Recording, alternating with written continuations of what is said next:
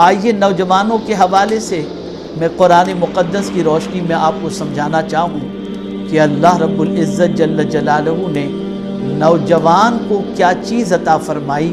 پروردگار جل جلالہ ارشاد فرماتا ہے اللہ الذی خلقکم من ضعف، اللہ تعالیٰ ہی ہے جس نے تمہیں ابتدا میں کمزور پیدا کیا۔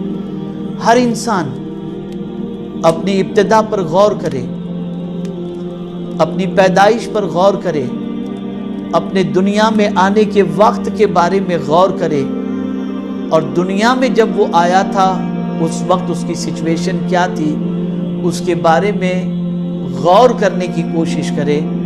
تو آپ اور ہم جب غور کریں گے تو قرآن مقدس کے فارمولے کے طور پر اس کی روشنی کے اندر اگر ہم دیکھیں تو یقیناً ہماری ابتدا کمزوری ہے۔ ہم جب اس فرش گیتی پر پیدا ہوئے تو ہمارا حال یہ تھا اتنے کمزور کہ کوئی اٹھائے تو اٹھ جائیں، کوئی بٹھائے تو بیٹھ جائیں، کوئی لیٹائے تو لیٹ جائیں، کوئی کھلائے تو کھا لیں، کوئی پہنائے تو پہن لیں۔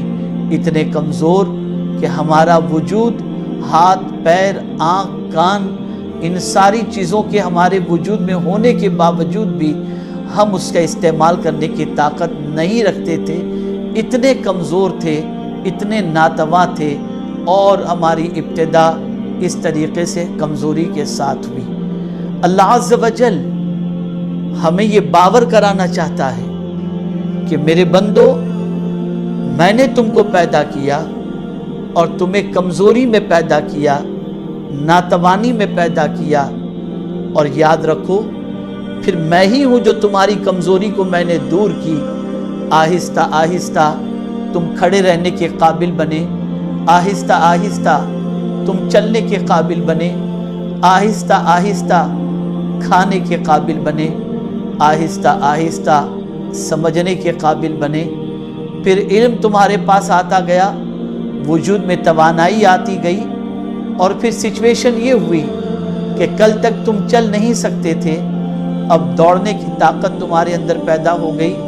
کل تک کوئی چیز اٹھا نہیں سکتے تھے، آج من و وزن اٹھانے کی طاقت تمہارے اندر پیدا ہو گئی۔